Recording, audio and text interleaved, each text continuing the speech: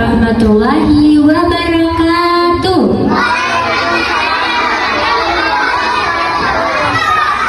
Udah tahu ya tadi nama kakak itu Kahana. Kakak mau cerita tentang Sangkuriang. Ada yang tahu gak cerita Sangkuriang itu dari mana? Tahu? Siapa yang tahu? Gak tahu. Cerita Sangkuriang itu dari daerah Bandung, deket tahu dari Lembang. Nanti kalau mau ada gunungnya namanya Tangkuban Perahu. Nah ceritanya kakak ceritain ya. Di sebuah istana hiduplah seorang wanita yang sangat cantik. Dia bernama Dayang Sumbi. Dayang Sumbi gemar sekali dengan menenun kain. Suatu ketika Dayang Sumbi sedang menenun kain, tiba-tiba benangnya terjatuh. Karena Dayang Sumbi merasa malas untuk mengambilnya, akhirnya dia bersumpah. Dayang Sumbi berkata, siapapun yang dapat mengambil benangku, jika dia perempuan, maka akan aku jadikan saudariku. Dan jika dia laki-laki, maka akan aku jadikan suamiku. Tiba-tiba, Dayang Sumbi terkejut karena ada seekor anjing datang membawa benangnya. Ia pun merasa senang karena benangnya dapat kembali lagi. Tapi ia pun merasa sedih karena ia teringat oleh sumpahnya. Kalau yang ngambilnya laki-laki, berarti dia harus apa tadi? Harus menikahinya. Nah akhirnya Dayang Sumbi itu menikahlah sama anjing. Oh iya, anjing itu ternyata adalah seorang jelmaan yang dikutuk oleh dewa karena melakukan sebuah kesalahan. Ia dikutuk menjadi seekor anjing. Nah, udah menikah, Dayang Sumbi melahirkan seorang bayi laki-laki, namanya Sangkuriang. Nah, diceritakan Sangkuriang itu gemar sekali berburu. Dia selalu berburu ke tengah hutan.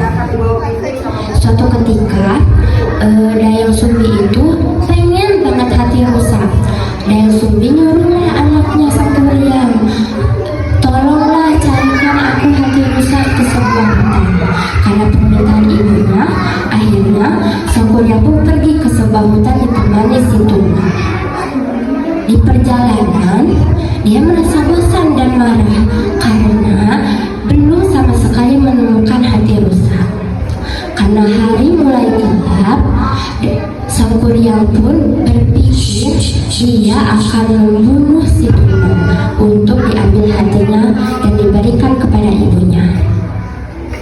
Tiba-tiba dipanahlah si Tumang itu sama Sangkuriang dan diambil hatinya. Tibalah Sangkuriang di rumah. Lalu Sangkuriang memberikan hati si Tumang itu kepada ibunya.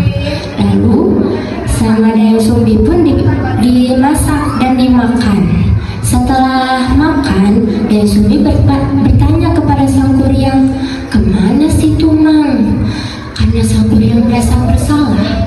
Akhirnya Sangkuriang pun menjelaskan kalau bahwasanya hati yang dimakan ibunya itu adalah hati si Tumang. Karena si Tumang adalah suaminya Dayang Sumbi, akhirnya Dayang Sumbi pun marah kepada Sangkuriang. Ia pun memukul Sangkuriang dengan sendok nasi. Karena Sangkuriang itu merasa kecewa kepada Dayang Sumbi, akhirnya Sangkuriang pun pergi ke tengah hutan. Akhirnya Sangkuriang itu bertemu dengan seorang pendeta yang sangat sakti. Dia mempunyai kekuatan gaib dan mempunyai ribuan jin. Sedangkan Dayang Sumbi karena merasa ia telah melakukan kesalahan, akhirnya dia pun pergi ke sebuah gua dan apa sih namanya tuh, kayak bertapa gitu. Nah bertapanya itu dia itu meminta agar kecantikannya itu abadi. Nah akhirnya doanya pun dikabulkan sama dewa. Jadi Dayang Sumbi itu gak pernah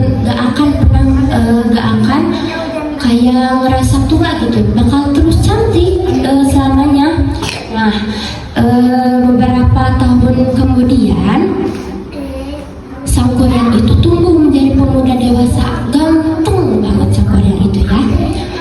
Terus dia itu berniat ingin kembali ke tanah asalnya. Namun alangkah kagetnya ketika tanah asalnya itu berubah drastis, jadi beda gitu. Nah setelah itu selama perjalanan dia bertemu dengan seorang gadis yang sangat cantik. Karena kecantikannya Sangkuriang pun sangat terpesona. Namun adik-adik tahu gak gadis cantik itu siapa? Ada yang tahu siapa? Siapa? Ibunya, betul. Gadis cantik itu ternyata ibunya yang awet namanya jadi cantik gitu. Nah setelah itu karena Sangkuriang nggak tahu kalau itu ibunya dan Daya Sumbi pun nggak tahu kalau Sangkuriang itu anaknya, mereka itu saling jatuh cinta, saling sama-sama menyayangi gitu.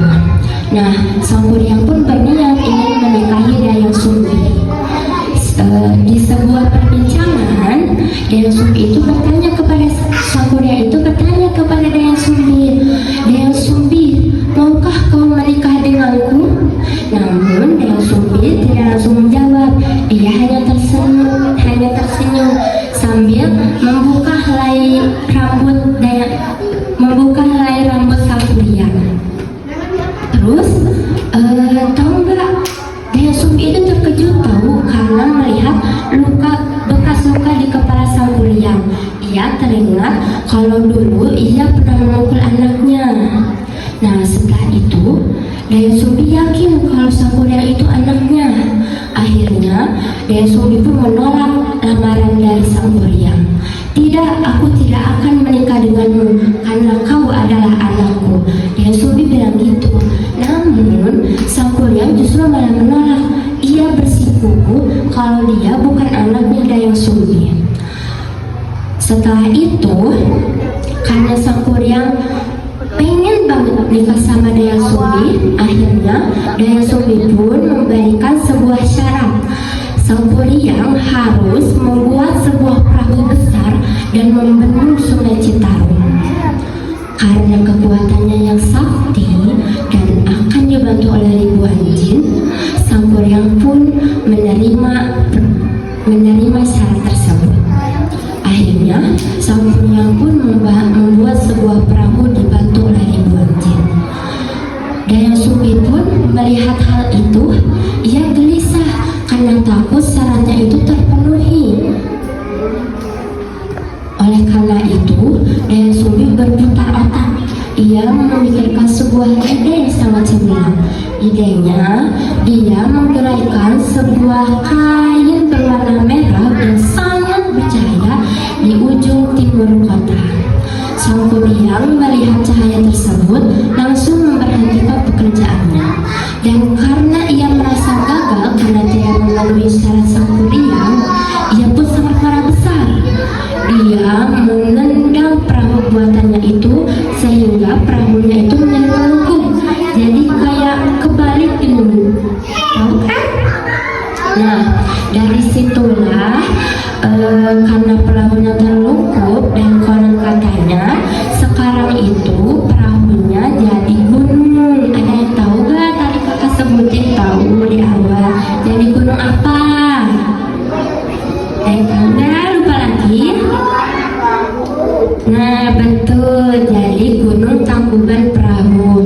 Nah adik-adik kalau mau lihat Gunung Tangkuban Perahu nanti bisa ya main ke Lembang. Nah selesainya ceritanya, kakak mau tanya dong, dari cerita Sangkuriang apa sih yang dapat kita ambil pelajarannya? Ada yang tahu gak? Oke, kakak sebutin aja. Dari cerita Sangkuriang kita harus belajar jangan suka membangkang orang tua. Siapa di sini yang suka membangkang orang tua? Kalau disuruh sama orang tua, siapa yang suka? Nanti aja bu, nanti aja ayah. Siapa yang suka gitu? Siapa ya? Nah jangan ya. Kalau misal pulang sekolah nih, mau main sama teman, pulang dulu, bilang dulu, biar nanti orang tua itu gak nyariin.